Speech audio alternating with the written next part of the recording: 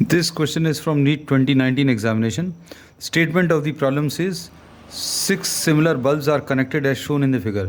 ये 6 bulbs connect किए हैं with a DC source of EMF E and 0 internal resistance.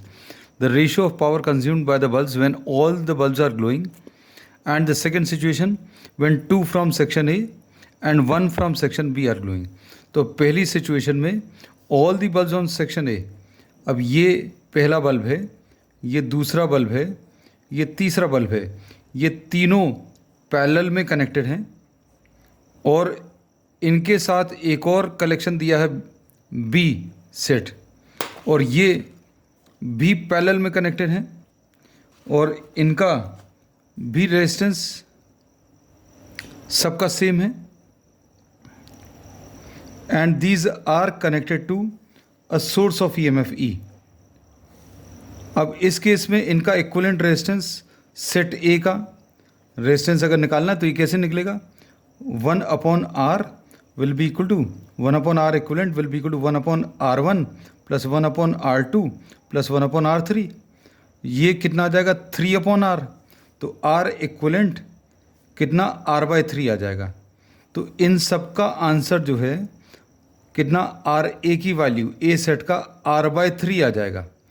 इसी टाइप से जो बी सेट है उसका भी इक्विवेलेंट रेजिस्टेंस कितना R/3 आ जाएगा और R/3 और R/3 कंबाइन होकर कितना 2R/3 आ जाएगा.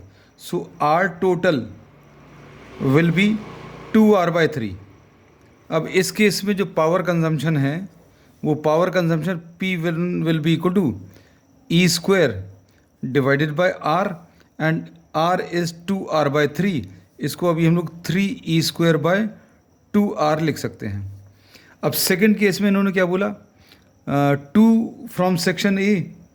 यहाँ पर सिर्फ 2 बल्ब्स काम कर रहे हैं सेक्शन ए में और सेक्शन बी में केवल एक ही बल्ब काम कर रहा है और इनको सेम सोर्स से कनेक्ट किया है.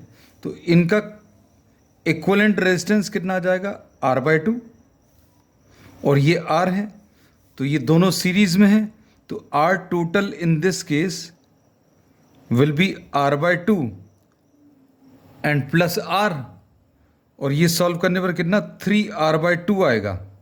तो power consumption in this case will be E² divided by R total which is 3R/2.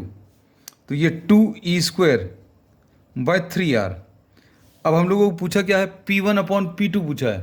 तो P1/P2 will be equal to 3E²/2R divided by 2E²/3R.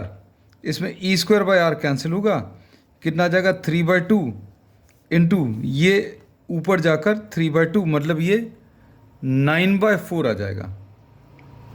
So the second option is the correct answer.